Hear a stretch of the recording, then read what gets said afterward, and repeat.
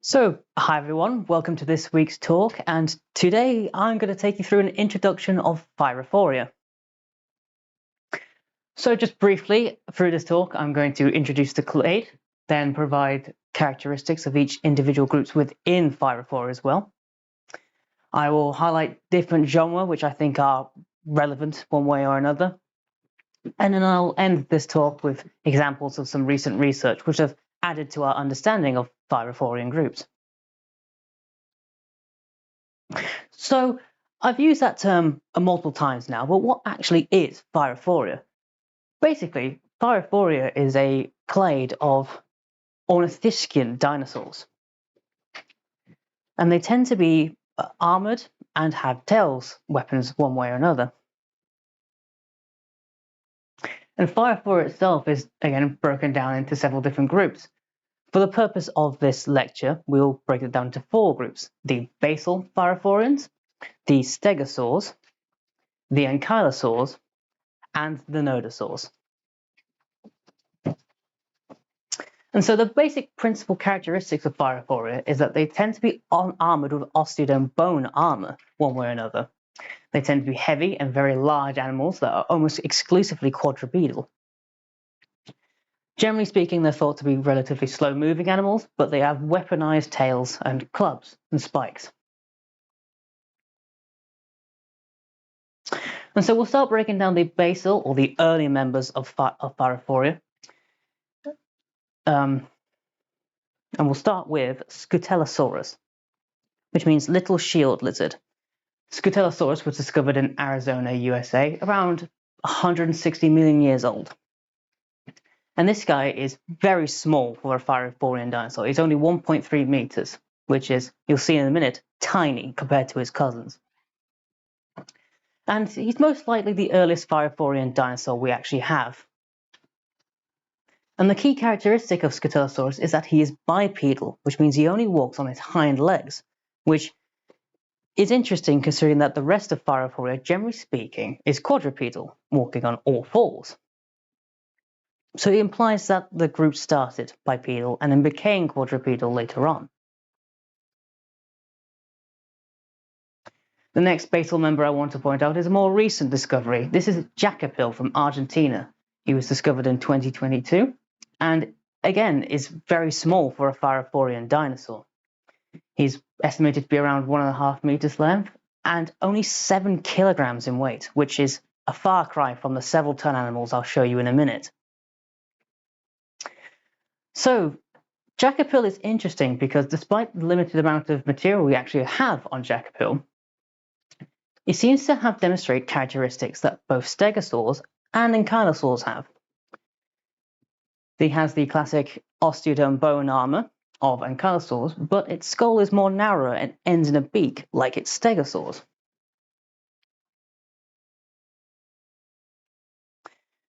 And so the final basal member of Thyreophora I want to talk about is Scelidosaurus. This was found in Charmouth in the 1800s and was named by Richard Owen in 1861. And lived during the Early Jurassic 193 million years ago and is around 4 meters in length, significantly larger than the 2 previous basal members. It's also worth noting that Scelidosaurus appears to demonstrate when the group started to become quadrupedal, but still was supposedly faster than most of the heavier setted animals later on.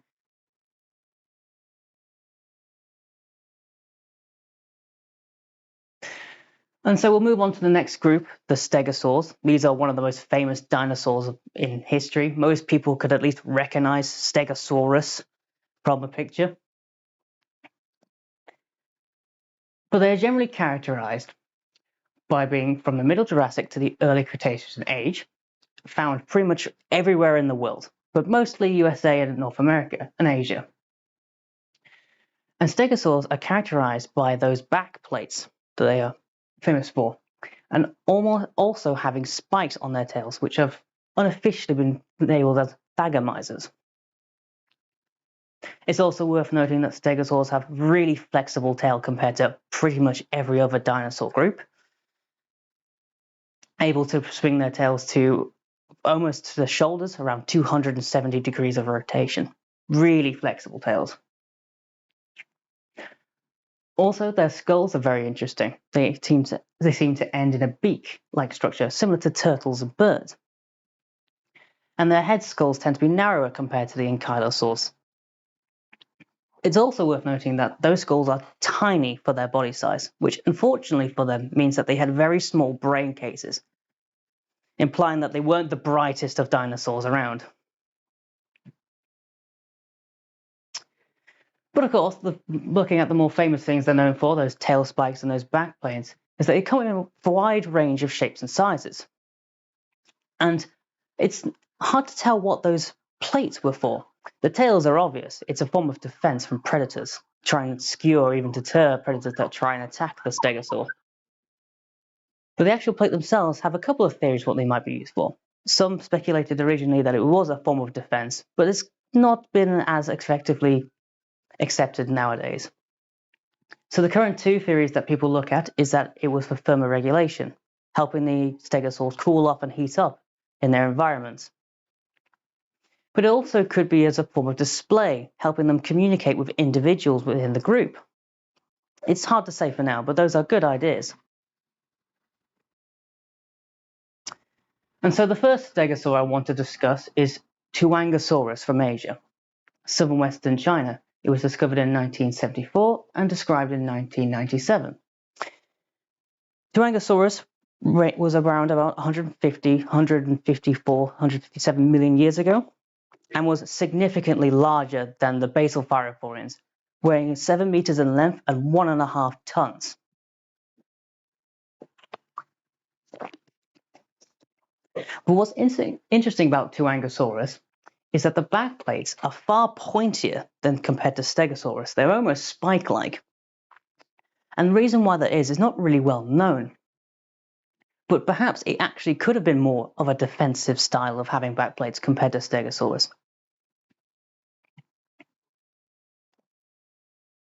Next, we have a really bizarre stegosaur. This is called Kentrosaurus, the spiky lizard. It lived in the late Jurassic 152 million years ago in Africa and was described in 1915. What's bizarre about Kentrosaurus is that it had both plates and spikes, the front half having plates and the rear half having spikes. And the tail itself had a massive range of movement, able to reaching its head in some cases. But relatively small. It's a relatively small stegosaur, only being 5 meters compared to Tuangosaurus' 7. And this has caused it to have different solutions for feeding and defense. And those back spikes do help with that. As you can see, they run all the way up the tail, so they form a sort of barrier, similar to what a porcupine might do. It might turn to the rear to present the spikes to the predators. It's also noticing that a study here at the bottom right from Mallison in 2010 found that Kentrosaurus had a really flexible hip structure for a stegosaur, which helped him imply the theory that it could have come up in the hind leg. So despite being smaller, was still able to reach the same amount of vegetation as its larger cousins. So next up we have Hesperosaurus, the western lizard, who was found in Montana and Wyoming in 1985. He lived during the Jurassic 156 million years ago. And the osteoderms on the back, those plates, are actually looking more closely related to Stegosaurus. Rather than being pointier or spikes, they are now plates. And those plates ran asymmetrically, almost alternating down the back. It's also one of the largest stegosaurs, being 6 meters, so just slightly shy of Tuangosaurus, but certainly larger than Kentrosaurus. What else is interesting about Hesperosaurus is that the tail spikes in themselves. At the end of the tail, they are pointing out horizontally rather than vertically. Why that is hard to say. Maybe it's a special kind of predator it was dealing with, or perhaps it was just two solutions to the same problem. And finally, if we're going to talk about stegosaurs, we should talk about Stegosaurus. It's hard to distinguish exactly when it was first discovered because of a time known as the Bone Wars, which we'll go into, that's a lecture in itself. But records are sort of hinting that around 1877 it was first discovered. And when it was first discovered, they thought the backplates formed a turtle shell, which meant they thought this was a turtle. But thankfully nowadays we can definitely see that it is not a turtle, that is definitely a dinosaur. And the bones are found all over America, in Yale, Colorado, and Wyoming. Now, Stegosaurus itself is actually one of the largest stegosaurs, pushing towards 9 meters in length, and the plates themselves are 60 centimeters. Massive. And Stegosaurus is found with many other famous dinosaurs, predominantly the predatory theropod Allosaurus. And we can see them interacting in this picture in the bottom right here. This is a Stegosaurus spike piercing through an Allosaurus backbone, the vertebrae. And this was an amazing find from Carpenter in 2004 because it showed just how powerful these tails can actually be. That spike went straight through the skin, the muscle, and then straight through the bone of an Allosaurus. An Allosaurus itself is not a small dinosaur. So, really impressive.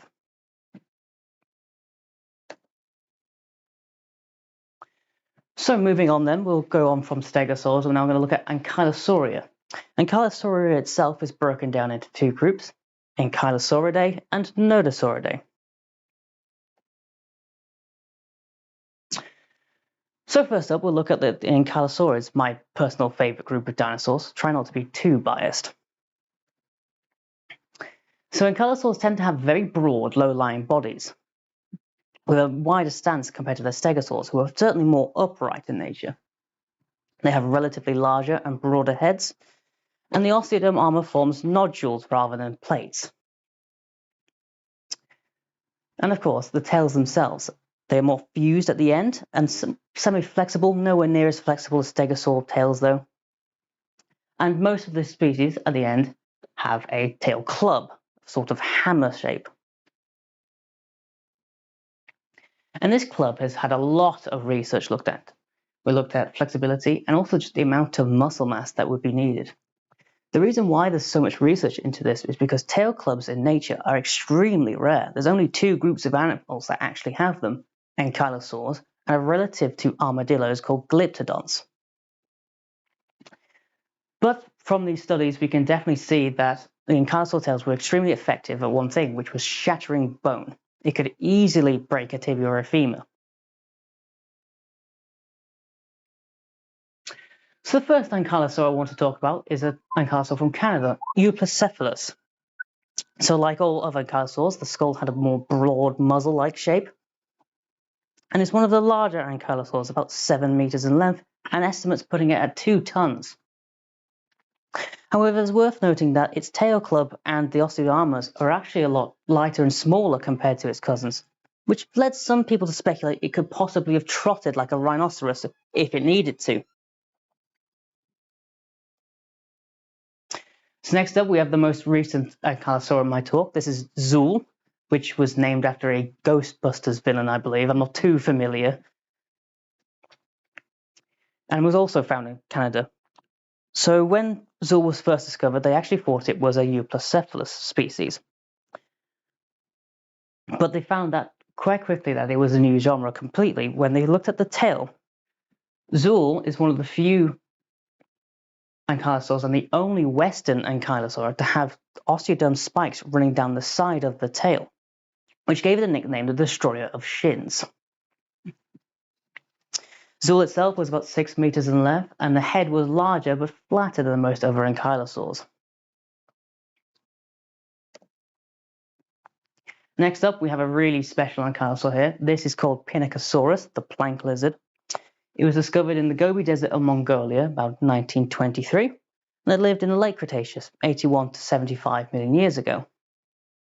It was a medium-sized ankylosaur, which was a lot lighter in build, had smaller osteoderms and a tail club than most of her cousins. The estimates put it as about 5 meters in length and just shy or just slightly ahead of a ton. But the reason why Pinacosaurus is so important was because in 2022, one specimen was found with a fossilized larynx, which is a fossilized voice box. Now, this is extremely important because this tells us how they could possibly have communicated. And the study found that the voice box was more bird-like in nature as opposed closer to crocodiles and other reptiles, which meant it had a much broader range of vocalizations it could have made. It's also nice to note that that's one of the oldest examples of voice boxes ever preserved in the fossil record. And finally, we'll finish off by talking about Ankylosaurus, the fused lizard. It's arguably the most infamous ankylosaur, giving the group its namesake. So it was discovered in 1906 and was named in 1908, and it lived right up to the mass extinction event 66 million years ago. So estimations for length put it around 8 meters in length, and for weight it's tricky because Ankylosaur is certainly the largest and has more osteoderms. But the most I've seen is about 8 tons, which is an incredibly heavy animal and significantly heavier than most other animals in the talk. So it's interesting to look at the skull of Ankylosaurus because unlike the other ankylosaurs, Ankylosaurus' nostrils point out sideways rather than front facing.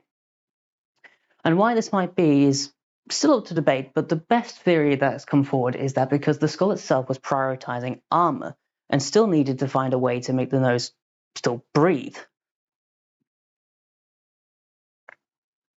And the skull itself is massive. It's 60 centimeters long and about 75 centimeters wide.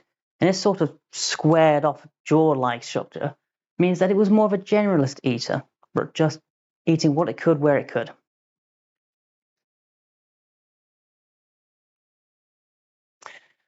And so next we'll talk about the last group of dinosaurs, the Nodosaurs.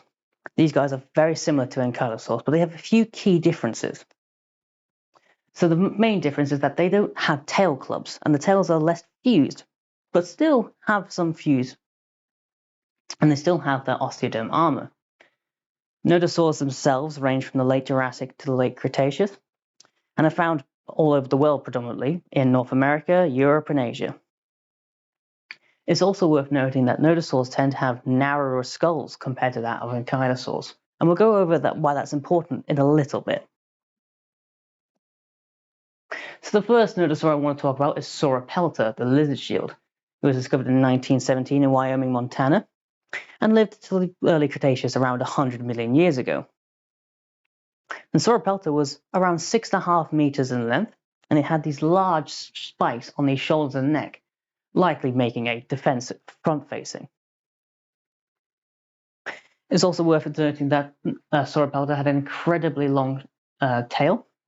Why that is, I'm not entirely sure. It could be possible that it was to help counterbalance the front heavy defenses, but it's hard to say. But it certainly would have needed those defenses because it lived with predators such as Dinocaris and Acrocanthosaurus, big theropod dinosaurs which easily would like to make a meal out of Sauropelta.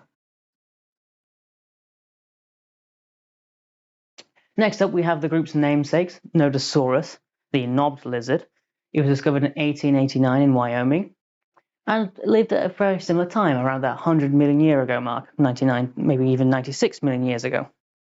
And the problem is that Nodosaurus, unfortunately, doesn't have that much remains. There's not two great fossils found of it, which meant that making size and weight estimates quite difficult for Nodosaurus itself. But the most recent I've seen is about 5 meters in length. And again, that narrower skull compared to Ankylosaurs meant that it could have been more of a specialized eater, only eating specific foods.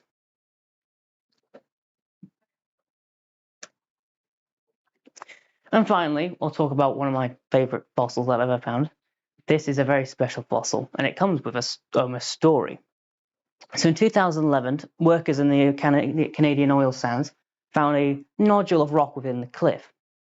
In that nodule, sticking out, were some bones, and so they assumed they found a marine reptile given the setting of the oil sands. So they called out for paleontologists to come over, have a look, and then they got the nodule into a cast and tried to pull it out the cliff and lower it down. And unfortunately, the cast did not hold, and the rock dropped and shattered at thousands of pieces. And it took the technician, Mark Mitchell, about 7 years, 6-7 years to put it all back together. And it is now on display in 2017. So this animal is called Borealopelta, which means northern shield, or shield of the north. And it is really special. It's so exquisitely preserved that we've been able to find out a large amount of information from this one specimen. But we don't have all the time in the world to talk about this as much as I would like to, so I've summarized it here. So the first thing to note is that from that previous picture, the fossil's 3D. That's rare. Most fossils, when they preserve, are either deformed or completely flattened in the preservation. But Borealopelta is just as how it looked, which is incredible. And this very fine preservation also allowed the preservation of skin impressions, which had fossilized remains of the melanin within the skin, which means people could tell what color it would have been. And so they found a large amount of phaeomelanin, which if you look at this diagram here, gives it more of a gingerish color. So it had reddish-brown color tints and was countershaded, which allowed it to help hide from the predators in the area, which is incredible. Secondly, the stomach contents were preserved in Borealopelta, so we were able to see what last thing it ate before it ended up washed out into the marine environment. And what we found was that it only ate ferns, a specific type of plant, which is a specialized eater, which is incredible. But it also found that the stomach contents had a huge amount of carbon in them, which is odd. You don't normally get a huge amount of carbon specifically in the stomach. And this is because it was eating charcoal, which was indicating that just before it died and had its last meal, there was a forest fire in its environment. And so the fact that we can tell something as specific as a forest fire, which is a roughly 1 week, maybe even 1 month event, from something which is millions of years old, is absolutely phenomenal.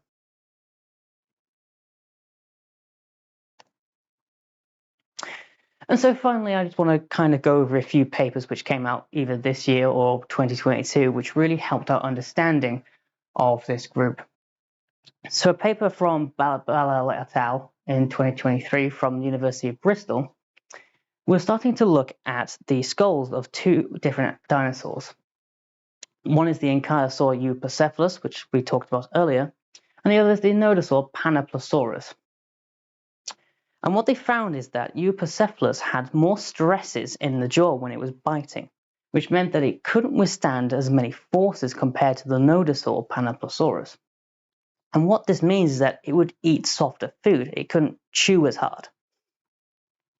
And that Palaeobiology had a more higher amount of mechanical advantage, which meant it could exert more force, which meant that Euoplocephalus was more generally eating plants wherever it could, whereas Palaeobiology was finding a specific kind of plant, which is lining up with what Borealopelta was showing us, that Nodosaurs generally were more specialized eaters, and Ankylosaurs were more generalist eaters.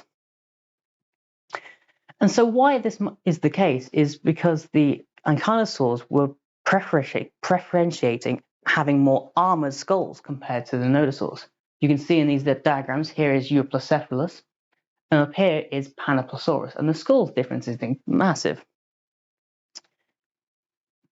And the reason why is because the Ankylosaurs are trying to get more armored skulls. They're trying to have more defense in their heads. Whereas the Nodosaurs are trying to find more specialist foods to eat. So they're looking for 2 different solutions for their skulls.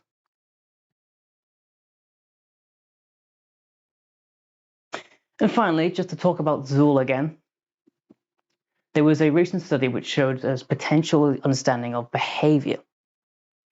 So when Victoria Arbour in 2022 was looking at the osteoderm remains of Zools, the bony plates, they found that a few of them on the anterior, on the outside, had been completely shattered and then managed to re-heal, which meant that the animal didn't die, but they took a blow.